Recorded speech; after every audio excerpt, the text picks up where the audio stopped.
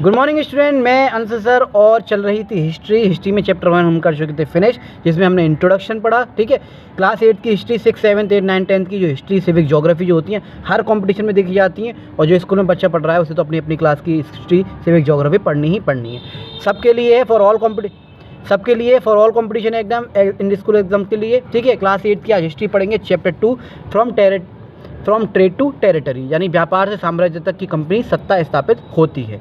देखिए 8th class में modern history पढ़ते हैं, क्योंकि 3 पार्ट में डिवाइड है, एंशिएंट, मिडिवल और इसके बाद क्या है मॉडर्न हिस्ट्री। क्लास 8 में मॉडर्न हिस्ट्री पढ़ चुके हैं, इंट्रोडक्शन हम पढ़ चुके हैं, किस तरह से हिस्ट्री लिखी जाती थी, इंट्रोडक्शन वगैरह, ये सारी चीज़ें, बहुत सारी चीज़ें हम पढ़ चुके हैं। इसमें हम पढ़ेंगे जो हमारा मुगल एम्परर था, जैसे 7th क्लास में पढ़ा था, लास्ट में जो रह गया था औरंगजेब, उसकी कोई औलाद वगैरह तो थी नहीं। जैसे ही वो फिनिश हुए, ख़त्म हुए, तब अंग्रेज़ों ने किस तरह से अपने जो स्थापित जो अपनी पावर जो है दिखानी शुरू कर दी। ऐसा तो नहीं कि औरंगजेब ख़त्म हुआ तभी जो अंग्रेज़ आए हों, चलो जी चलो भारत चल रहे हैं, औरंगजेब ख़त्म हो गया है, ऐसा तो नहीं था।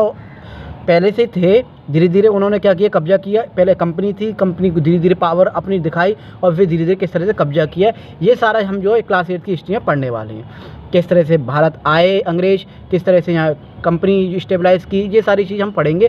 बहुत सारी प्राइवेट बुक्स में इसको 2 या 3 चैप्टर में डिवाइड कर दिया गया। हम इसको चैप्टर बड़ा है इसलिए 2 पार्ट में देखेंगे। पार्ट 1 है, पार्ट 2 में दूसरा आधा चैप्टर देखेंगे। ठीक है, तो चलिए स्टार्ट करते हैं क्लास 8 का चैप्टर 2। और हाँ, मैं अंशु सर, माई टीचर के नाम से हमारे यूट्यूब पर चैनल है, @myteacher अंशु सर के नाम से। यहाँ डिफरेंट टाइप के सब्जेक्ट, डिफरेंट टाइप की क्लासेस के कॉम्पिटिशन के आपको जो है मिलेंगे। मैं एक टीचर हूँ, नॉलेज को शेयर कर रहा हूँ, ज़्यादा से ज़्यादा कोशिश कर रहा हूँ कि आप लोगों तक फ्री ऑफ कॉस्ट ज़्यादा से ज़्यादा मटेरियल प्रोवाइड करा सकूँ। नॉलेज मिलनी चाहिए, चाहे कैसे भी मिले। शेयरिंग इज़ केयरिंग, ज्ञान बांटने से बढ़ता है। तो चलिए स्टार्ट करते हैं। हिस्ट्री, इतिहास में स्टार्ट करते हैं चैप्टर 2 को। बहुत डीपली मज़े से पढ़ा करें, कहानी जो सोच लिया करें कि कहानी पढ़ रहे हैं, बोरिंग मत सोचा करें, क्योंकि भारत का इतिहास हमें जानना बहुत ज़रूरी है कि किस तरह से बहुत सारे फ्रीडम फाइटर्स ने, लोगों ने हमारे लिए क्या किया है, कितनी सारी लड़ाइयाँ की हैं, तब जाके हम आज़ाद हैं कुछ भी करने के लिए। कुछ भी मतलब एक रूल के थ्रू। ठीक है, ये भी नहीं कि कुछ भी मतलब कुछ भी कर दें। तो स्टार्ट करते हैं, चलिए। Aurangzeb was the last of the powerful Mughal rulers. Aurangzeb जो था वो मुगल एम्परर का जो है लास्ट रूलर रहे। He stabilise control over a very large part of the territory that is known as India. India पे उनका पूरी तरह से टेरिटरी पे कब्जा था। मुगल बादशाहों में औरंगजेब आखिरी शक्तिशाली शासक रहे, क्योंकि पहले बाबर, फिर हुमायूं, फिर अकबर, इस तरह से चलते रहे। इस तरह से औरंगजेब जो लास्ट रहा। आफ्टर हिज डेथ, उनकी मृत्यु के बाद, 1707 में उनकी मृत्यु के बाद उनकी औलाद वगैरह तो कोई थी नहीं। अब जब एक राजा होता है, जब उसकी कोई औलाद वगैरह नहीं होती, जब वो मर जाता है, तो जितने भी राजा महाराजा उसके अंडर में, जितने भी ज़मींदार, सूबेदार, छोटी छोटी जो किंगडम्स होती हैं उनके अंडर में जो होती हैं, जो उसने जो है जीती होती हैं, तो वो क्या होता है, फ्री हो जाते हैं। अब हर कोई चाहता है कि मैं कब्जा कर लूँ, मैं कब्जा कर लूँ, मैं कब्जा कर लूँ। तो फिर आपस में होती है क्या, लड़ाई झगड़ा, काटामारी। और इसमें क्या होता है, पड़ोस जो होता है क्या होता है, फ़ायदा। कहते हैं ना, आपस की फूट का फ़ायदा क्या होता है, बाहर के उठा लेते हैं, सुना होगा ना आपने। तो वही अंग्रेज़ों ने किया। आपस में क्या हुआ, जैसे औरंगजेब खत्म हुआ, हर कोई दिल्ली पे शासन करना चाह रहा था। ठीक है, ज़मींदार, सूबेदार वगैरह जो थे, क्योंकि वो आज़ाद हो गए थे, अब फ्री हो गए थे। फिर क्या हुआ, उसी का फ़ायदा जो है अंग्रेज़ों ने उठाया और धीरे धीरे स्टेबलाइज करने लग गए अपनी पावर को। तो आफ्टर हिज डेथ 1707 में मैनी मुगल गवर्नर, सूबेदार और बिग जमींदार वगैरह asserting their authority and stabilising regional kingdom. A powerful regional kingdom emerged in various part of India में। डिवाइड थे रीजनल किंगडम जो है वो। Delhi could not longer function. अब दिल्ली पे कोई शासन करने वाला तो था नहीं। ठीक है, तो क्या है, अब कोई effective longer function as an effective centre. तो 1707 में उनकी मृत्यु के बाद मुगल साम्राज्य कमज़ोर होने लगा। कई सूबेदार, जमींदार स्वतंत्र हो गए और अपनी अपनी क्षेत्रीय रियासतें बना ली, उन्होंने अपनी अपनी बना ली। ठीक है, इसके कारण दिल्ली को केंद्रीय सत्ता धीरे धीरे कमज़ोर पड़ गई और वह प्रभावी केंद्र नहीं रह सकी। अब क्या था, वाई द सेकेंड हाफ, दूसरी अगर हम देखें, दूसरी ओर हम देखें, एक तरफ तो ये सब कुछ चल रहा था, दूसरी ओर अगर हम देखें, by the second half of the 18th century however a new power was emerging on the political horizon, the British. 18वीं सदी के उत्तरार्ध के तक अंग्रेज जो है एक नई राजनीतिक शक्ति के रूप में उभरने लगे थे। Did you know that the British originally came a small trading. क्या आपको पता है कि अंग्रेज जो है यहाँ पर क्यों आए थे? क्या हम पर कब्जा करने आए थे? क्या हमें गुलाम बनाने आए थे? क्या नहीं, ऐसा कुछ नहीं था। वो यहाँ सिर्फ व्यापार करने आए थे। जैसे आप जो अदर कंट्री में जो है अपना इंपोर्ट एक्सपोर्ट करके बिजनेस बढ़ाते हैं ना, इसी तरह से। लेकिन धीरे धीरे आप वहाँ पे कोई ज़मीन खरीद लो, धीरे धीरे क्या करें, वहाँ पे अपना जो काम बढ़ जाए, फिर वहाँ के जो लोग हों उन्हें जो अपने क्या करें कंपनी में लगा लें, और फिर धीरे धीरे आप में इतना सोर्स ऑफ इनकम हो जाए कि वहाँ की अगर वहाँ के जो लॉ एंड पावर है इतना मजबूत नहीं है, धीरे धीरे आप उस पर कब्जा करने लग जाए, फिर उस पर कंट्री पर कब्जा कर लें। तो यही यहाँ हुआ था, ठीक है। कोई एक ऐसा राजा महाराजा था नहीं जो उन्हें रोक पाता, ठीक है। सब लोगों को अपनी अपनी पड़ी थी उस टाइम, उसी टाइम जो है इसने क्या किया, फूड का फ़ायदा उठा लिया। Company and were reluctant to acquire territories, how then did they come to master of the vast empire in this chapter see how this came about. वे शुरू में केवल एक छोटी सी व्यापारिक कंपनी थी के रूप में भारत में आए थे। उनका उद्देश्य व्यापार करना था, ना कि भारत पर शासन करना। पर कहते हैं ना कि भाई फ्री में कुछ चीज़ मिल रही है तो लूट लो। लेकिन समय के साथ उन्होंने यहाँ की राजनीतिक स्थिति का लाभ उठाया और धीरे धीरे भारत के विभिन्न इलाकों में धीरे धीरे नियंत्रण जमाने लग गए। इस अध्याय में बताया गया कि कैसे एक व्यापारिक कंपनी, एक छोटी सी व्यापारिक कंपनी अपनी चालाकी से, युद्धों से और संधियों से और सूबेदारों, जमींदारों को, राजाओं को लालच दे के, उनको खरीद के कैसे एक विशाल साम्राज्य खड़ा कर लिया, ये सब हम चैप्टर में पढ़ने वाले हैं। एक आपको इमेज दे रखी है एनसीईआरटी बुक में, ठीक है। एनसीईआरटी बेस हम चैप्टर पढ़ाएंगे, एनसीईआरटी बेस पे सारे प्राइवेट बुक बनी हुई हैं, बस ये कुछ उसमें कुछ दो शॉर्ट में दे देते हैं, इसमें आपको डीपली पढ़ने को मिलेगा। बहादुर शाह जफर एक चित्र है, उसमें आपको समझाया गया है Bahadur Shah Zafar and his sons being arrested by captain Hudson. Captain Hudson ने इनको गिरफ्तार कर लिया, बहादुर शाह जफर को। आफ्टर औरंगजेब औरंगजेब के बाद there was no powerful Mughal ruler, कोई मुगल रूलर तो था नहीं उस time, but Mughal empire continue to symbolise important. लेकिन उसकी जो पहचान थी ना, उस अभी भी लोगों के दिलों में थी।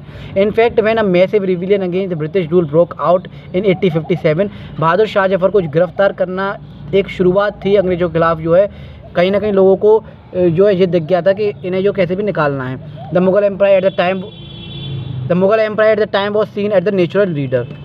तो हिंदी में इसे देखें, 1857 के विद्रोह के दौरान जब भारत के कई हिस्सों में ब्रिटिश शासन के खिलाफ विद्रोह भड़क उठा, तब जो है विद्रोहियों को सांस्कृतिक एवं राजनीतिक प्रतीक की आवश्यकता थी, जो कि एकजुट जो कर सके। तो उन्होंने दिल्ली में मौजूद मुगल बहादुर शाह जफर को क्या किया, अपना नेता घोषित कर दिया कि हम भाई शासन नहीं करेंगे, ठीक है। आपको हमसे परेशानी है, 1857 में जो रिवॉल्ट हुआ था, तो आप ऐसे हम ऐसा कर रहे हैं, हमें आपका ही नेता बना दे रहे हैं, बहादुर शाह जफर, ठीक है, घोषित किया। हालांकि उस समय उनके वास्तविक शक्ति नहीं थी, उनके अंडर में ही थे, अंग्रेज़ों के अंडर में, कि आप जो यहाँ रहकर काम करेंगे। लेकिन फिर क्या हुआ, क्योंकि उनको क्या करना था, कंट्रोल करना था, कहीं ऐसा ना हो कि भड़क जाए पूरा हिंदुस्तान के लोग और हमें जो यहाँ से जाना पड़े। तो औरंगजेब के बाद मुगल साम्राज्य बिखर चुका था, लेकिन मुगल नाम अभी भी लोगों के लिए गौरवपूर्ण स्मृति थी, ठीक है, और सत्ता का प्रतीक बना हुआ था। जब अंग्रेज़ों ने विद्रोह को जो दबा दिया, जब पूरी तरह से विद्रोह दब गया, बहादुर शाह जफर को नेता बना दिया, तो लोग ठंडे पड़ गए। तो कैप्टन हडसन ने बहादुर शाह जफर और उनके बेटे को गिरफ्तार कर लिया, किसी न किसी बहाने से जफर को जो है देश निकाला की सज़ा दी और उन्हें बर्मा, जो अब म्यांमार है, वहाँ भेज दिया गया। और वहीं जफर के बेटों को जो है क्या किया, बेरहमी से वहीं के वहीं बहादुर शाह जफर के सामने ही उन्हें मार दिया, कहीं ऐसा ना हो कल को ये आके खड़े हो जाएं, है ना। इस क्रूर कार्रवाई का जो उद्देश्य ये संदेश देना था ब्रिटिश के द्वारा लोगों को, हम सब भारतीयों को, कि अगर अंग्रेज़ों के खिलाफ आप कोई भी आंदोलन उठाओगे तो आपका अंजाम इतना भयावह होगा, आपके साथ भी ऐसा होगा। जब आपके राजाओं को हम जो नहीं बख्श रहे हैं, उनके बेटों को हम नहीं बख्श रहे हैं, तो आप तो आम आदमी हैं, है ना। इस घटनाओं में यही स्पष्ट कर दिया गया था कि 1857 के विद्रोह भले ही असफल रहा हो, लेकिन उसने भारत में स्वतंत्रता की लड़ाई का एक बीज जो है बो दिया था। अब बात करते हैं हम East India company East India company जो ईस्ट में कैसे आई भारत में। इन 1600 में the East India company acquired a charter from the ruler of England Queen Elizabeth I, granting in the sole right to trade with the east. 1600 में England की महारानी Elizabeth प्रथम ने ईस्ट इंडिया कंपनी को एक charter, ठीक है, charter यानी कि होता है एक इजाज़त पत्र जारी किया कि जिससे कंपनी की पूर्व के देशों में, जो पूर्व था, ठीक है, पूर्व के देशों में व्यापार विशेष अधिकार मिल गया था कि आप वहाँ पे जाके व्यापार कर सकते हैं। और साथ के साथ इस इजाज़त पत्र का मतलब था कि इंग्लैंड की और कोई कंपनी जो है उस क्षेत्र में व्यापार नहीं करेगी, ठीक है। आप जाइए और कोई कंपनी जो है वहाँ पर व्यापार नहीं करेगी, आपका ही वो एरिया रहेगा, आप ही वहाँ पर लाइए, ट्रेडिंग कीजिए। Which charter the company could venture across the ocean, look for new lands from which it could buy goods at a cheap price and carry them back to Europe to sell at higher prices। तो उन कंपनियों को, उसको company को अधिकार मिल गया कि वो जाए और नए नए जो है कंट्री में जाए, वहाँ से सामान को लेके आए सस्ता और यहाँ पे लाके बेचे उस चीज़ को। इस विशेष अधिकार के तहत कंपनी नए क्षेत्रों में जाकर सस्ती दरों पर सामान खरीदती थी और यूरोप में उन्हें ऊंचे दामों पर बेचती थी। प्रतिस्पर्धा के अभाव में कंपनी को अधिक मुनाफा होता था। तो उस समय की कंपनियां जो थीं, उस समय की व्यापारिक कंपनियां थीं, सामान्यतः प्रतिस्पर्धा से जो है बचकर ही लाभ कमाने की कोशिश करती थीं, क्योंकि इंडिया में एक ही तरह के लोग तो नहीं आ रहे थे ना बाहर से, बहुत सारे लोग आ रहे थे, डच से, फ्रांस से, बहुत तरह तरह के लोग आ रहे थे व्यापार करने के लिए। इंडिया का तो मुनाफा हो रहा था, लेकिन उन कंपनियों में आपस में क्या हो रही थी, प्रतिस्पर्धा हो रही थी, कंपटीशन हो रही थी। अब जब क्या होता है कि किसी कॉम्पिटिटर जब होता है तो दो ही रास्ते होते हैं, या तो उस रास्ते से हटा दो, या फिर आपके पास इतना बड़ा पैसा होना चाहिए कि आप सारी चीज़ खरीद लो। तो आपस में कंपटीशन होता है हर जगह। तो वही चीज़ आप पढ़ेंगे। ये कीवर्ड दे रखे हैं, मर्सेंटाइल क्या होता है और फरमान क्या होता है। फरमान एक शाही आदेश होता है, ठीक है, और मर्सेंटाइल क्या होता है, एक ऐसा व्यावसायिक उद्यम जिसमें जो चीज़ों को सस्ती कीमत पर खरीदा जाता है, और क्या होता है, दूसरे देशों में जा जाकर जो है बड़ी बड़ी कीमतों पर उसे बेचा जाता है। जैसे आजकल इम्पोर्ट एक्सपोर्ट देखने को मिल रहा है। जो चीज़ हमारे यहाँ है बाहर के देशों में वो महंगी मिल रही है, जो वहाँ है वहाँ की चीज़ें यहाँ महंगी मिल रही हैं। तो वही ईस्ट इंडिया कंपनी वगैरह करा करती थी। इंडिया से बहुत सारी चीज़ें लेके जाया करती थी, अदर कंट्री से भी लेके जाया करती थी, लेकिन इंडिया में बहुत सारी चीज़ें ऐसी थी जो कि हर कहीं नहीं मिलती हैं, तो यहाँ से लेके जाया करती थी और वहाँ पर जाके पे करती थी अपने यहाँ पर। Buying goods cheap and selling them at higher prices. जैसे कि आपको रूट दिखाई दे रहा है चित्र 2 में, फिगर 2 में, किस तरह से British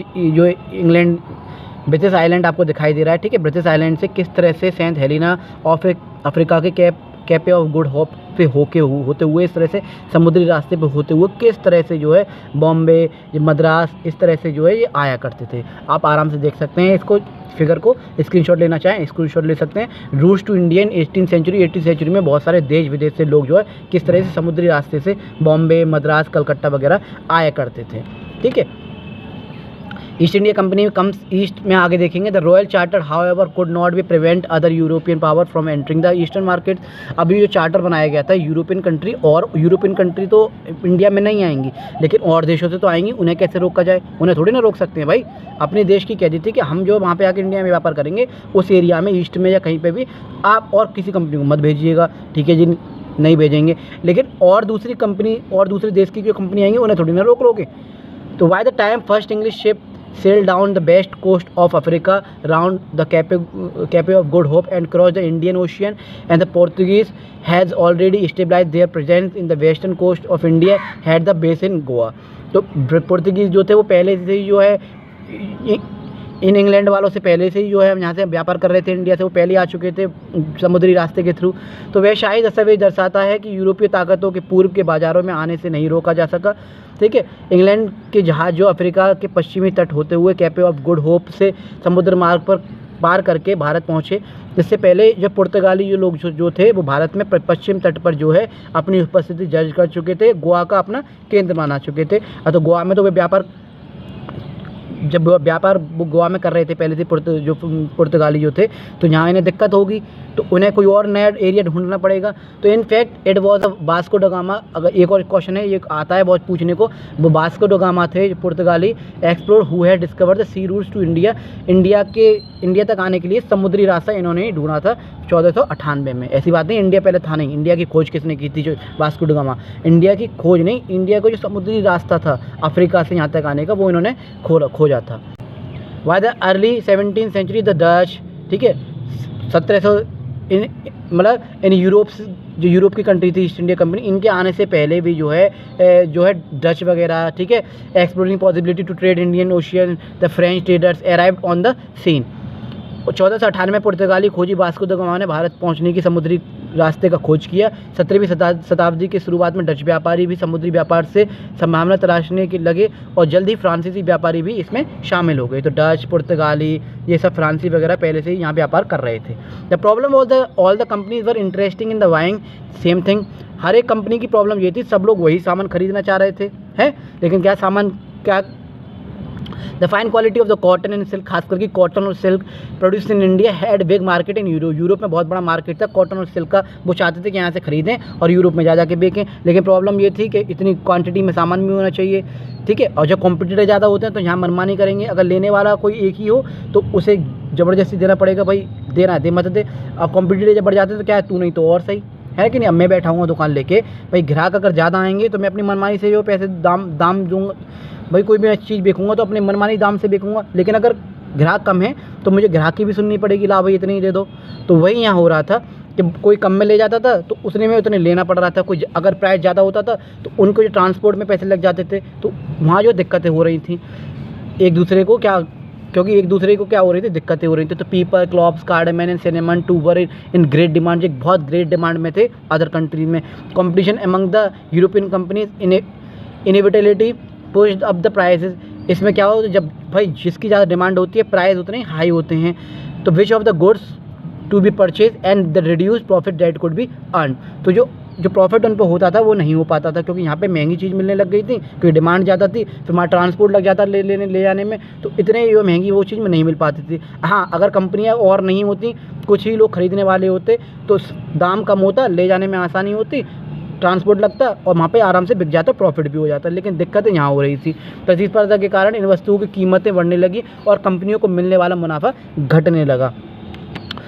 the only way the trading of the company could flourish was eliminating rival competitor। अब एक ही तरीका था, जो कॉम्पिटिटर है उनको हटाया जाए, उनको जो है किनारा किया जाए, हटाया जाए, या फिर कैसे भी करके वो सारा माल खरीदा जाए। The urge to secure market therefore led to fierce the battle between the trading company. फिर क्या हुआ, जो समुद्री रास्ते जैसे जब वो लोग आते थे तो आपस में क्या होते थे, लड़ते मरते थे। Through the 17th and 18th century the regular sank each other ships, एक दूसरे शिप को डुबाने लगे, ब्लॉकआउट रूट्स को जो रोकने लगे, and prevented rival ships from the moving with supply of good. कैसे भी उनका सप्लाई ऑफ गुड जो है रुके, ताकि वो यहाँ आना जाना बंद कर दें। कितनी मेहनत करके आओ, सामान लो, पैसे खर्च करो और कुछ ना कुछ प्रॉब्लम हो जाती है तो हम वहाँ से व्यापार नहीं करेंगे, ताकि कंपनियाँ जो कम होते जाएँ। यूरोप कंपनी ने, मतलब एक दूसरे कंपनी ने, ये एक दूसरे कंपटीटर आपस में ये कर रहे थे, इसलिए कंपनी एक दूसरे को समाप्त करने के लिए कोशिशों में लग गई। 17वीं और 18वीं शताब्दी में एक दूसरे की जहाज़ों को डुबाने, रास्ता रोकने और चौकियों पर कब्जा करने लगी। Trade was carried on with arms and trading posts were protected through fortification. This effort to fortify settlements and the carry on profitable trade also led to intense conflict with broker rulers। तो व्यापार अब हथियारों से के बल पे चल रहा था। भाई यही होता है, जब कोई नहीं मानता तो फिर रोकना पड़ता है। तो व्यापार अब क्या हो रहा था, हथियारों के बल पर चल रहा था, काटा माटी चल रही थी, और इससे स्थानीय शासकों से जो टकराव भी हो रही थी कि इसे नहीं दोगे, हमें दोगे सामान, हम इतनी कीमत देंगे, आपको देना पड़ेगा। तो ये सब जो चल रहा था, इस तरह व्यापार जो है और राजनीति की को जो अलग अलग रखने में जो है मुश्किलें होने लगी। तो the first English factory was set up on the banks of the river Hooghly in 1651। तो तो उन्होंने क्या सोचा इंग्लिश फैक्ट्री ने कि क्यों ना वहीं ज़मीन लेके फैक्ट्री डाल लें, ठीक है, वहीं सारा सामान खरीद लिया करें, स्टोर कर लिया करें और फिर हम आराम से भेजा करें, तो ये और कंपनी पहुंच ही नहीं पाएगी। उन्होंने ये दिमाग लगाया, ये भी दिमाग अच्छा था। जैसे स्टोर रूम वगैरह, जैसे वेयर हाउस वगैरह होते हैं, वेयर हाउस खोल लो, सारा सामान वहाँ से पहले से ही स्टोर करके रख लो और फिर यहाँ से आराम से भिजवाते रहो, क्योंकि जब तक हम आएंगे तो और कोई कंपनी लेके चली जाएगी, दिक्कत होती थी। उन्होंने ये चालाकी करी। This was the ways from which the company traders known at that time age factor operated. East India company ने 1651 में हुगली नदी के किनारे पहली फैक्ट्री स्थापित की। यहाँ उसके व्यापार करते थे, जो व्यापारी थे वहाँ पे व्यापार करते थे। फैक्ट्री के गोदाम और दफ्तर होते थे, फैक्ट्री में कुछ गोदाम होते थे, कुछ दफ्तर होते थे। यहाँ अफसर जो है काम करते थे, वहाँ के जमींदार सूबेदार वगैरह सेटिंग वगैरह करके, लालच वगैरह दे के, कैसे भी करके क्या किया, ठेकेदार वगैरह जो होते थे कि सारा सामान हमें मिल जाए। व्यापार बढ़ने पर कंपनी व्यापारियों को वहीं बसने के लिए प्रेरित किया। जैसे कि आपको रूट दिखाई दे रहा है कि किस तरह से लंदन से जो है मुंबई, ठीक है, चेन्नई, मद्रास, ये सारे वे हैं अदर कंट्री में उन लोगों के आने के। वाई 1696 1696 तक क्या हुआ, a begin building a fort around a settlement. 2 years later it bribed Mughal official into giving the company zamindari rights over the 3 villages। 1696 में कंपनी ने वहाँ एक किला बनाना शुरू किया, ठीक है, धीरे धीरे पैसे आने लगे, एक किला बनाना शुरू किया। और 1698 में मुगल अधिकारियों को रिश्वत देकर, जो मुगल के अधिकारी थे उनको रिश्वत देकर उन्होंने क्या किया, 3 गाँवों के जमींदारों को भी खरीद लिया, जिनमें से एक गाँव कालिकाता था, जो आज के नाम पे जो कलकत्ता या फिर कोलकाता के नाम से जाना जाता था। उन्होंने क्या 3 गांव खरीद लिए, जिसमें से एक गांव था कोलकाता कहलाया। कंपनी ने मुगल सम्राट औरंगजेब से ये भी जो है फरमान जारी करवा लिया कि जो है मुफ्त व्यापार का फरमान भी प्राप्त कर लिया, मुफ्त व्यापार का जो फरमान जो है जारी कर लिया। The company tried continuously to express more concession and manipulate existing privileges. Company अधिक से अधिक रियासतें हासिल करना चाहती थी और चाहती थी कि ज़्यादा से ज़्यादा जल्दी में जो अधिकार जमाना शुरू कर दूँ। कंपनी चाहते थे ज़्यादा से ज़्यादा जो है उनका ये था कि ज़्यादा से ज़्यादा एरिया हम जो कवर कर लें, कि ज़्यादा से ज़्यादा हम जो यहाँ से प्रोडक्ट ले जा सकें, लाभ उठाने में लगी हुई थी। और हर कोई चाहता है कि जैसे मेरा काम चल गया तो एक ब्रांच खोलूँ, एक से दूसरी खोलूँ, दूसरी से तीसरी खोलूँ, फिर अदर कंट्री में जाऊँ। हर कोई ऐसा चाहता, तो वही ईस्ट इंडिया कंपनी ने भी किया। उदाहरण के लिए औरंगजेब के फरमान के अनुसार केवल कंपनी को ही शुल्क मुक्त व्यापार का अधिकार था, लेकिन उसका फरमान जो औरंगजेब ने जारी किया था, उनका ये था कि आप जो टैक्स जो दे रहे हो वो मत दो, आप जो यहाँ पे जो है करो, यहाँ से सामान लो। हमें भी फ़ायदा था कि बाहर जो सामान जा रहा था तो बिक रहा था, तो औरंगजेब ने कह दी ठीक है आप मुफ्त व्यापार कीजिए, लेकिन कंपनी के लिए था कि टैक्स फ्री है। लेकिन धीरे धीरे क्या हुआ, इसका जो है लोगों ने फ़ायदा उठाना शुरू कर दिया, ईस्ट इंडिया कंपनी वालों ने। उन्होंने कहा हम ईस्ट इंडिया कंपनी से जुड़े हुए हैं तो हम भी जो टैक्स नहीं देंगे। तो ये चीज़ तो गलत थी ना, सिर्फ कंपनी के लिए था, लेकिन अब हर कोई मनमानी करने लगा था, तो शुल्क देने से इनकार करने लगे। इसके कारण बंगाल के जो राजस्व को जो भारी जो कमी होने लगी। ऐसी स्थिति में बंगाल के नवाब मुर्शिद कुली खान को आपत्ति होना स्वाभाविक था। तो what official of the company who were carrying on private trade on the other side were expected to the pay duty। Aurangzeb ने एक फरमान शाही आदेश जारी किया था जिसमें केवल ईस्ट इंडिया कंपनी को बिना शुल्क मुफ्त व्यापार करने की अनुमति दी गई थी। कंपनी के कई अफसर निजी तौर पर व्यक्तिगत रूप से व्यापार करते थे, पर उन्होंने ये कहकर ये शुल्क और टैक्स देना मना कर दिया कि हम भी कंपनी से जुड़े हुए हैं। यानी जो छूट सिर्फ कंपनी को दी जा रही थी, वे अब जो अफसर भी उसका फ़ायदा उठा रहे थे। इससे बंगाल की सरकार थी उसको भारी नुकसान होने लगा कि भाई अगर हम जो गवर्नमेंट को टैक्स नहीं देंगे तो क्या उसको नुकसान होगा, क्योंकि उसे व्यापार से मिलने वाला राजस्व रेवेन्यू बहुत कम हो गया। ऐसे में बंगाल के जो नवाब थे मुर्शिद कुली खान, ठीक है, को ये बात गलत लगी। उन्होंने लगा कि कंपनी ने उनको सत्ता को चुनौती दी है कि भाई ये जो है गवर्नमेंट को चुनौती दे रहे हैं, मनमानी कर रहे हैं अपनी, उनको आर्थिक स्थिति को नुकसान पहुँचाया है। जैसे कि आप फिगर देख सकते हैं, local boats bring goods from ships in Madras painted by the William Simpson 1867। ये किस तरह से व्यापार के लिए नाव से जो सामान ले जाया करते थे और लाया करते थे, आप देख सकते हैं मद्रास की जो किनारा है ये। How trade led to battles, व्यापार जो है कैसे युद्ध में बदल गया। देखिए, through the early 18th century की शुरुआत में the conflict between the company and the nawab of the Bengal intensified. क्या हुआ, नवाब जो थे वो गुस्सा होने लगे कि भाई टैक्स क्यों नहीं दे रहा है, ठीक है, काम तो कर रहे हो तुम लोग, का टैक्स क्यों नहीं दे रहे हो। फिर इनमें हुई आपस में क्या हुई, लड़ाई हुई। ये शुरुआत थी। 18वीं सदी की शुरुआत में बंगाल के नवाबों और ईस्ट इंडिया कंपनी के बीच टकराव बढ़ गया। औरंगजेब की मृत्यु के बाद, जैसे औरंगजेब की मृत्यु हुई के बाद नवाबों ने अपनी शक्ति का प्रदर्शन करना शुरू किया और मुर्शिद कुली खान या फिर और अलीवर्दी और सिराजुद्दौला जैसे शक्तिशाली जो नवाब थे,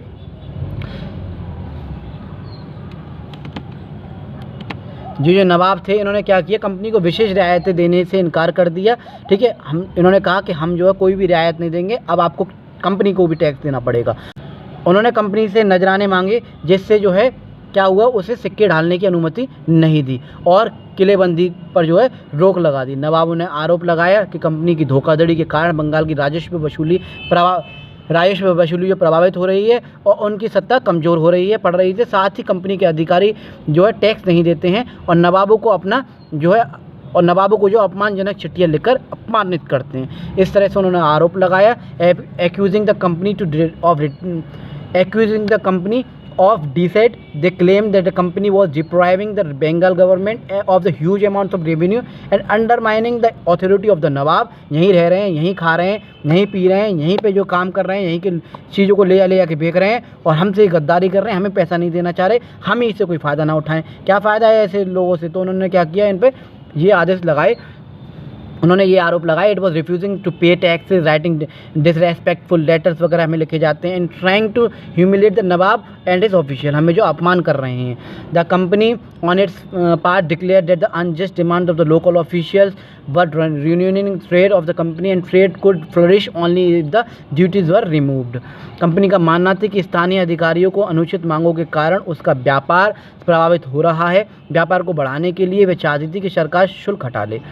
साथ ही कंपनी को अपनी व्यापारिक व्यापार को विस्तार भी करना था, ठीक है, जनसंख्या बढ़ानी थी, गांव को खरीदने थे और किलों का पुनर्निर्माण करना जरूरी था उन्हें, ठीक है। तो इन कारणों से कंपनी और स्थानीय शासकों के बीच टकराव बढ़ता गया, जिसकी परिणति प्लासी के युद्ध में बदल गया। जो प्लासी का युद्ध आप सुनते हैं, ठीक है, सबसे बड़ा प्लासी का युद्ध था, वो पहला युद्ध था जो है अंग्रेज़ों को जो है क्या हुआ, बढ़ावा मिल गया कि हाँ हम यहाँ पे शासन कर सकते हैं। तो ये फिगर 4 में आप रॉबर्ट क्लाइव की जो है देख सकते हैं, इमेज आपको दे रखा रॉबर्ट क्लाइव का। कुछ कीवर्ड आपको मिलेंगे, पपेट माने होता है कठपुतली, ना कि जो राजा महाराजा थे वो जो अंग्रेज़ों के क्या थे, कठपुतली थे। उन लोगों को खरीद लेते थे वो लालच दे के, ठीक है, पैसे दे के कि आप खाओ पियो मजे लो और जो है हम जो है राज करेंगे, जैसा हम कहें वैसा करते जाना। लिटरली या टॉय बोल सकते हैं, जैसे कठपुतली का आप खेल आपने देखा होगा, जो है वो क्या होता है, खिलाने वाला उसको अपने हिसाब से चलाता नचाता है, मतलब होगा राजा लेकिन काम उनका करेगा। ये एक खिलौना होता है जिससे आप धागों के सहारे अपने हिसाब से नाचते हैं, नचाते हैं, और जो व्यक्ति किसी और के इशारों पर चलता है और क्या कहते हैं उसे भी मजाक उड़ाने के लिए अक्सर कठपुतली कहा जाता है कि तू तो कठपुतली है भाई, उसके इशारों पर नाचता है। तो इसी तरह से राजा महाराजा जो उस टाइम के हो रहे थे। वैन अलीवर्दी खान डाइड, जैसे ये सब चल रहा था, लड़ाई झगड़ा आपस में चल रहा था, वो तीनों जो आपस में जो है क्या हो रहा था, लड़ाई झगड़ा चल रहा था। जैसे अलीवर्दी खान जो जैसे मरे 1756 में, Sirajuddaulah became the nawab of Bengal. तो सिराजुद्दौला जो तो नवाब जो बन गए बंगाल के। The company was worried about his power and keen on a puppet ruler who could willingly give trade concession and the other privileges. तो 1756 में अलीवर्दी खान की मृत्यु के बाद सिराजुद्दौला बंगाल के नवाब बने। ईस्ट इंडिया कंपनी को उनकी ताकत से भय लगने लगा कि भाई ये जो है हमारी बात मानने वाला नहीं है, इनसे वैसे ही बहुत दिनों से वो चल रही है आना मानी। वह एक ऐसा नवाब चाहती थी जो उसके हितों के अनुसार काम करे, जो ऐसा चाहती थी जो कठपुतली हो, लेकिन वो ऐसा नहीं थे। जब कंपनी ने सिराजुद्दौला के विरोधियों को नवाब बनाने की कोशिश की तो वे असफल रही। बहुत कोशिश की कि सिराजुद्दौला को हटाया जाए, किसी और को नवाब बनाया जाए, लेकिन वो ऐसा नहीं कर पाई कंपनी। जवाब में सिराजुद्दौला ने कंपनी को आदेश दिया कि बंगाल के राजनीतिक मामलों में दखलंदाजी मत कीजिए, हम बता रहे हैं आपको, खदेड़ देंगे वरना। तो किलेबंदी रोकें और उचित राजस्व चुकाएं। उन्होंने जो है ये फरमान जारी किया। उन्होंने कहा सिराजुद्दौला ने कंपनी को, लेकिन जब दोनों पक्ष झुकने को तैयार नहीं हुए, ना सिराजुद्दौला झुक रहा था और ना ही जो है ईस्ट इंडिया कंपनी झुकने को तैयार थी, क्योंकि उसके अंडर में बहुत सारे राजा महाराजा आ चुके थे। उसके बाद पैसा हो गया था, आसपास की जो है रियासतें उसने खरीद ली थी। तो सिराजुद्दौला ने 30,000 सैनिकों के साथ काशिम बाजार की अंग्रेज फैक्ट्री पर हमला किया। याद रखिएगा इस चीज़ को, 30,000 सैनिकों के साथ काशिम बाजार की फैक्ट्री में हमला किया। उन्होंने अंग्रेज अफसरों को बंदी बना लिया, गोदाम सील कर दिए, हथियार जब्त कर लिए और जहाज़ों को घेर लिया। इसके बाद सिराजुद्दौला ने कलकत्ता में कंपनी के किले पर कब्जा करने के लिए कूच किया। उन्होंने उधर घेर लिया था, फिर उन्होंने कहा कि चलो आप जो कलकत्ता पे जो कंपनी उन्होंने बना रखी है वहाँ कूच करते हैं, वहाँ जो है इनसे खदेड़ते हैं इन लोगों को, ठीक है। Then he march to Kolkata to stabilise control over the company for there. देखिए धीरे धीरे किस तरह से कहानी आगे बढ़ रही है, कैसे जो कंपनी स्टेबलाइज हुई थी, कैसे उन्होंने अधिकार बनाना शुरू किया, और इधर जो नवाब उनसे नाराज़ थे, धीरे धीरे किस तरह से आपस में लड़ाइयाँ चल रही हैं। देखिए डिड यू नो, क्या आप जानते हैं, एक चीज़ आपको दे रखी है, क्या आप जानते हैं कि प्लासी का जो ये नाम है किस तरह पड़ा। दरअसल असली नाम जो है पलासी था, पलासी था, जिससे जो अंग्रेज़ों ने इसे बिगाड़ दिया, पलासी कर दिया। ये जो पलासी नाम है या पाए जाने वाले पलास के फूलों के कारण रखा गया था। पलास की खूबसूरत लाल फूलों के से जो है गुलाल बनाया जाता था, जिसका जो होली में हम जो इस्तेमाल किया करते थे, रंगों में इस्तेमाल किया करते थे पलास के फूल, उसी से नाम बना था पलासी, लेकिन उन्होंने अंग्रेजों ने इसे बिगाड़ के पलासी कर दिया। On the hearing the news of the fall of Kolkata, company officially in Madras sent forces under the command of Robert Clive reinforced by naval fleet. इसलिए जो रॉबर्ट क्लाइव का नाम बहुत जाना जाता है हिस्ट्री में। जब कलकत्ता पर सिराजुद्दौला ने कब्जा कर लिया तो जो मद्रास में मौजूद ईस्ट इंडिया कंपनी का जो अधिकारी था रॉबर्ट क्लाइव, उसके नेतृत्व में उन्होंने भी सेना भेजी कि भाई उन्होंने कब्जा कर लिया, ऐसे कैसे भी करके उन्हें छड़ाओ, वरना ये कलकत्ता पे भी अब कब्जा कर लेंगे। इस सेना को नौसेना से भी सहायता मिली। उन्होंने पहले से जो क्या कर रखा था, सेना में बुला रखी थी अंग्रेज़ों ने, और तो जो नौसेना से भी इन्हें सहायता मिल गई। कुछ वहाँ पे लोग वहाँ थे वेपन लेके। नवाब और कंपनी के बीच लंबे समय तक बातचीत चली, लेकिन उसके बाद क्या हुआ, अंततः 1717 में प्लासी के मैदान में युद्ध हुआ, जिसमें रॉबर्ट क्लाइव ने कंपनी की सेना के नेतृत्व किया। सिराजुद्दौला की हार हुई, सिराजुद्दौला जो है हार गए। सिराजुद्दौला जो थे नवाब जो थे बंगाल के, वो हार गए। एक प्रमुख कारण और उसका ये हारने का एक प्रमुख कारण भी था सिराजुद्दौला का, जो उनके सेनापति थे उन नवाब के, मीर जाफ़र, उन्होंने उस युद्ध में जो हिस्सा नहीं लिया था, क्योंकि वो उनके साथ मिल गया था अंग्रेज के साथ। उन्होंने ये कहा था क्लाइव ने कि जैसे ही वो हार जाएगा सिराजुद्दौला, तो मीर जाफ़र को जो हम क्या करेंगे, उनका जो नवाब बना देंगे। तो युद्ध के बाद उसे नवाब बना दिया जाएगा, ये कह के उसे कहा गया था। तो वो उसने पार्टिसिपेट नहीं किया युद्ध में और सिराजुद्दौला हारे गए। कहा ना, आपस की फूट का अंग्रेज़ों ने फ़ायदा उठाते चले गए। हर जगह जो है कहते हैं ना, आस्तीन में सांप हर जगह मिल जाते हैं आपको, ठीक है। वो एक मौका था। एक तो मद्रास उन्होंने पूरी तरह से कब्जा कर लिया था, मद्रास कलकत्ता पे, और फिर धीरे धीरे अब वो बंगाल के भी पूरा उनका उधर की तरफ का जो ईस्ट एरिया था उनके धीरे धीरे कब्जा हो रहा था। Clive had managed to secure his support by promising to him make him nawab after crushing Sirajuddaulah. The battle of Plassey became famous because it was the first major victory of the company won in India. वो पहली जो लड़ाई थी जो India में जो है company बाहर की जीती थी। द जनरल कोर्ट रूम, ये आपको एक फिगर 5 दे रखी है, जिसमें जनरल कोर्ट रूम में जो भी बातें यहाँ पे क्या हुआ था, मीटिंग हुआ करती थी व्यापार से रिलेटेड, कहाँ क्या करना है क्या नहीं करना, कि East India Company House, Leadenhall Street, the court of properties of proprietors of the East India Company had their meeting in the East India House. ठीक है, ये चित्र जो लंदन के लेडन हॉल स्ट्रीट स्थित जो है ईस्ट इंडिया हाउस के महान्यायालय कक्ष में आयोजित ईस्ट इंडिया कंपनी की कोर्ट ऑफ प्रोपराइटर्स की एक सभा को दर्शाता है। कंपनी के प्रमुख निर्णय इसी स्थान पर बैठकों के लिए जाते थे। जिस सिराजुद्दौला की जो है आपकी जो है एक इमेज दे रखी है, इन्होंने बहुत कोशिश की थी अंग्रेज़ों को भगाने की, ये उनके सामने झुके नहीं थे। लेकिन क्या है ना, आपस की फूट का फ़ायदा उठाते हैं लोग, तो उससे जो है प्रॉब्लम्स क्रिएट होती हैं और धीरे धीरे इसी का फ़ायदा उठा के अंग्रेज ने हमने गुलाम बना लिया। आगे हम देखेंगे एक सोर्स मिलता है, एक स्रोत मिलता है, इससे बहुत सारी चीज़ें हमें जो हिस्ट्री से पता चलती हैं। संपन्नता का आश्वासन, इंग्लैंड के लोग ईस्ट इंडिया कंपनी की शासकीय महत्वाकांक्षाओं को संदेह और विश्वास से देखते थे कि हम बहुत सारे लोग ये सोचते थे कि अंग्रेज हम जो लोग वहाँ पर कर रहे हैं, जो ईस्ट इंडिया कंपनी वहाँ कर रही है वो ठीक नहीं कर रही है इंडिया में।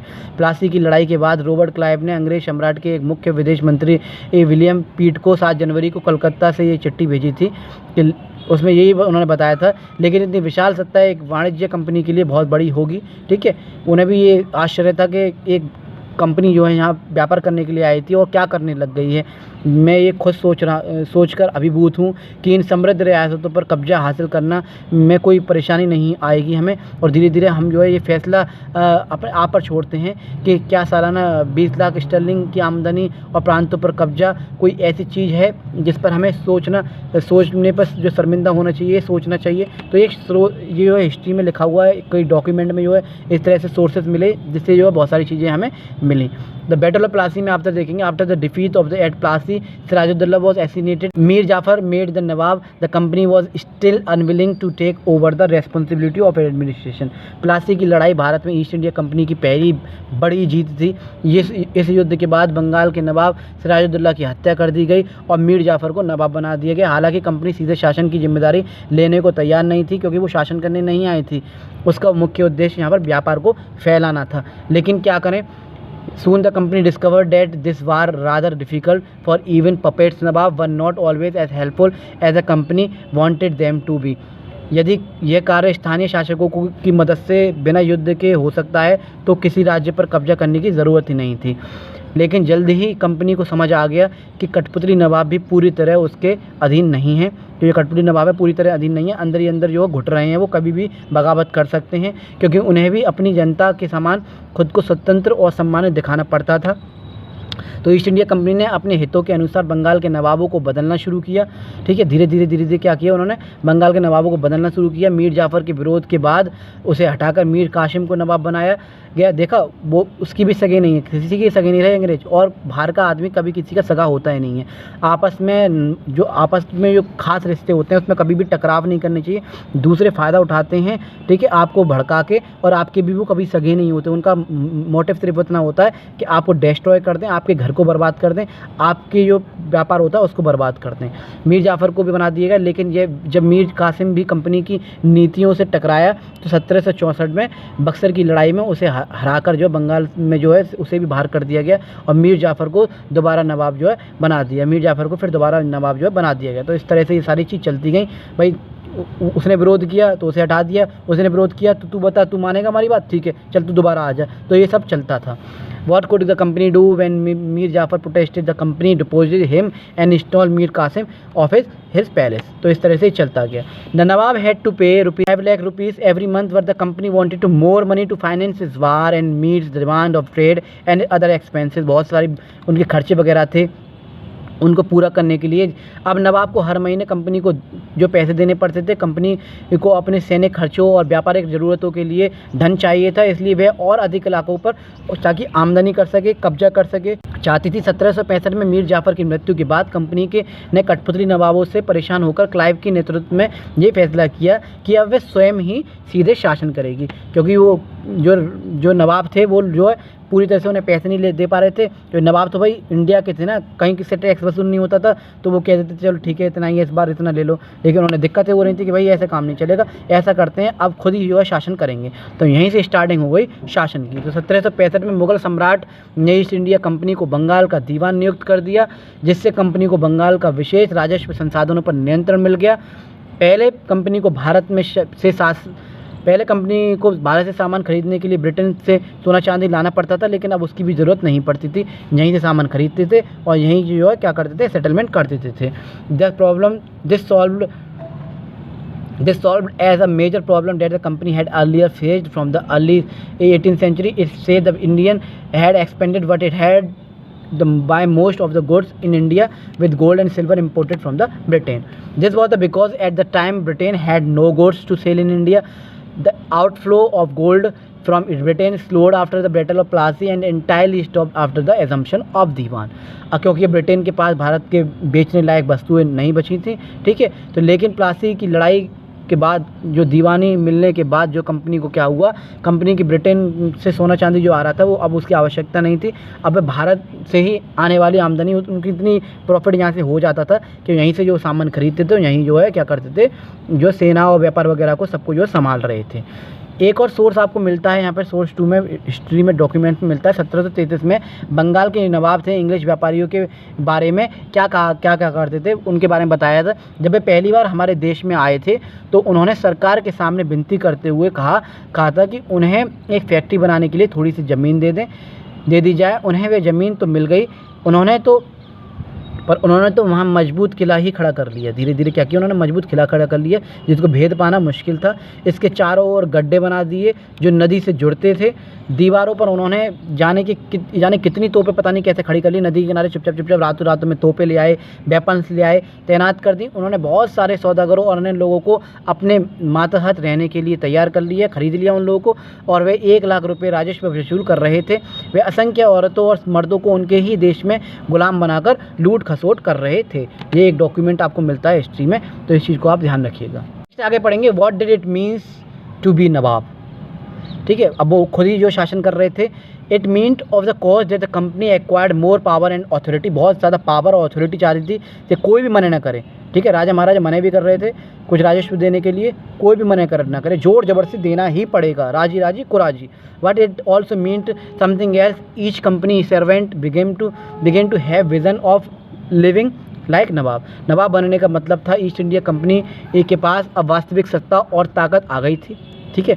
प्लासी युद्ध के बाद कंपनी के अधिकारी खुद को नवाब जैसा समझने लगे और अमीर बनने के ख्वाब देखने लगे। असली नवाबों को मजबूर किया गया कि वे कंपनी के अफसरों को निजी तोहफे में ज़मीन और ज़्यादा से ज़्यादा पैसे दिया करें। Robert Clive himself amassed a fortune in India, he had come to Madras, now Chennai, अब जो चेन्नई कहा जाता है, जो पहले मद्रास कहा जाता है, from England in 1743 at the age of 18, when in 1767 he left his Indian fortune one. कहा जाता है रॉबर्ट क्लाइव ने भारत में भारी दौलत जमा की, बहुत सारा पैसा कमाया। 1743 में वह जब भारत आया तो गरीब था, लेकिन 1767 में जब वह लौट रहा था तो उसके पास 4 लाख से ज़्यादा पौंड, ठीक है, तो 4 लाख से ज़्यादा पौंड की संपत्ति थी। विडंबना ये थी कि कंपनी ने उसे दोबारा गवर्नर बनाकर भ्रष्टाचार मिटाने का काम सौंपा, लेकिन खुद ही उसी भ्रष्टाचार के आरोप में वो फंस गया। वह आरोप से बरी हो गया, लेकिन 1774 में उसने अपनी जो है आत्महत्या कर ली। ईस्ट इंडिया कंपनी के सभी अफसर रॉबर्ट क्लाइव की तरह अमीर नहीं बन पाए। कई अफसर बीमारियों या युद्धों में कम उम्र में ही मर गए। सभी को भ्रष्ट कहना जो उचित नहीं होगा, क्योंकि बहुत से अफसर साधारण परिवारों से आए थे और उनकी इच्छा सिर्फ भारत से पैसे कमाकर ब्रिटेन लौटने की थी। तो when many of them come from humble background and their uppermost desire was to earn enough in India and return to Britain and lead comfortable life, कि यहाँ से पैसा कमा लें मोटा सा और अपनी लाइफ ब्रिटेन में अच्छी तरह से हम अच्छी तरह से हम बिताएं। Those who manage the return with wealth led flashy life and flaunted their riches they were called nawabs an anglicised version of the Indian word nawab. जो अफसर धन दौलत के साथ लौटे वे वहाँ नवाब कहलाए। ये भारतीय शब्द नवाब का अंग्रेजी रूप था, ठीक है। ब्रिटेन ने उन्हें जो है अमीर और जल्दी सफल हुए लोगों के रूप में देखा जाता था और नाटकों व कार्टूनों में उनका मजाक भी उड़ाया जाता था। एक और स्रोत जो है आपको मिलता है, एक और स्रोत मिलता है क्लाइव खुद को कैसे देखता था। उसने लिखा था, संसद की एक समिति के सामने सुनवाई के दौरान क्लाइव ने कहा था कि प्लासी की लड़ाई के बाद उसने ज़बरदस्त संयम का परिचय दिया। आइए देखें उसने क्या कहा। उस स्थिति की कल्पना कीजिए, यहाँ प्लासी की जीत ने मुझे जो है ला खड़ा कर दिया था। एक ताकतवर राजा मेरे इशारों पर चल रहा था, एक संपन्न शहर मेरी दया पर था, उसके सबसे दौलतमंद महाजन मेरी एक एक मुस्कुराहट के लिए एक एक दूसरे की गिरेबान खींच रहे थे। मैं ऐसे खजानों के बीच में गुजर रहा था जो सिर्फ मेरे लिए खुले हुए थे। एक तरफ सोना और दूसरी तरफ जवाहरात थे। अध्यक्ष महोदय, मैं अपने संयम को देखकर खुद हैरान हूँ, आप समझ जाइए। और आप मेरे पर जो आरोप लगा रहे हैं, तो ये सारी चीज़ आपको जो मिलती हैं। एक एक्टिविटी भी इसमें मिलती है और कहा जाता है कि आप जो है इमेजिन कीजिए, आप एक यंग कंपनी के ऑफिशियल जो है आप अधिकारी बनते हैं, ठीक है, इंडिया में for a few month. Write a letter, यहाँ पर रहकर जो आप लेटर लिखिए अपनी मम्मी को, माता जी को, ठीक है, telling her about your luxury and life and contrasting it with your earlier life in Britain, कि मैं आप यहाँ पर कितनी शोहरत आशो आराम के साथ यहाँ रह रहे हैं। तो एक पत्र मैंने आपको लिख के यहाँ दिया है, ठीक है, हिंदी और इंग्लिश दोनों में। आप इसका स्क्रीनशॉट ले सकते हैं कि एक कैसे एक आम घर का आदमी यहाँ आता है, व्यापार के लिए अफसर बनता है, और कैसे धीरे धीरे गरीब आदमी, गरीब घर का व्यक्ति जो यहाँ ऐशो आराम से रहता है, या नौकर चाकर है, उसकी देखभाल होती है, बहुत सारे पैसे होते हैं, और किस तरह से वो कहता है कि आपको भी मैं जल्दी यहाँ बुला लूँगा ताकि आप भी यहाँ आराम से रह सकें महारानियों की तरह। तो ये इंग्लिश और हिंदी में मैंने दोनों ही जो आपको जो लेटर दे रखे हैं, आप इसका स्क्रीनशॉट ले लीजिए। ये एक्टिविटी आपको दे रखी है, अगर आपसे पूछी जाती है तो आप यहाँ से लिख सकते हैं। तो ये था आधा चैप्टर, आधा पार्ट हमने पढ़ लिया। देखिए, भारत का इतिहास है, आराम से कहानी की तरह पढ़ा करें और सोचा करें कि क्या क्या हुआ था, कैसे अंग्रेज आए, ये सब हमने पता होनी चाहिए। आज के मॉडर्न यूथ को या हम सबको पता होनी चाहिए कि क्या क्या हुआ था। 6th 7th में हम बहुत सारी चीज़ पढ़ चुके हैं, तो इसमें हम पढ़ रहे हैं मॉडर्न हिस्ट्री कि किस तरह से अंग्रेज आना शुरू किया। हमने देखा किस तरह से मद्रास पे कब्जा किया, कलकत्ता पे कब्जा किया, बंगाल के नवाबों को हराया, किस तरह से चापलूसी करके धीरे धीरे खरीदे लोगों को, किस तरह से हमारे फूड का फ़ायदा उठाया, किस तरह से नवाबों खरीदा, बेचा, ठीक है, किस तरह से यहाँ पे जो है दौलतों को क्या किया, धीरे धीरे किला यहाँ मजबूत किया, दौलत यहाँ से लूटने लगे, और किस तरह से वो व्यापार फैलाना चाह रहे थे लेकिन फिर कुछ जो है शासन करने लगे। तो ये सारी चीज़ हमने आधे पार्ट में पढ़ ली, आधा पार्ट और रह गया है चैप्टर का, जो दूसरे पार्ट में हम पढ़ेंगे। चैप्टर बड़ा है, मैं चैप्टर वीडियो को ज़्यादा बड़ा नहीं करना चाहता, आपको बोर हो जाएंगे, ठीक है। वैसे भी हिस्ट्री सब लोगों को बोरिंग लगती है ज़्यादातर, वैसे कहानी के तौर पर आप क्या एज्यूम कर लें कि ये हुआ था, ताकि स्कूल में कॉम्पिटिशन में किसी में भी अगर क्वेश्चन बनता है तो आप जो है अपनी लैंग्वेज में लिख पाएँ और क्वेश्चन को लगा पाएँ। तो ये थी आपकी वीडियो, तो ये थी आज की वीडियो। आई होप आप लोग को अच्छी लगी होगी। मैं अंशु सर फिर मिलता हूँ आपसे नई वीडियो के साथ, नए कंसेप्ट के साथ। जब तक के लिए जय हिंद, जय भारत।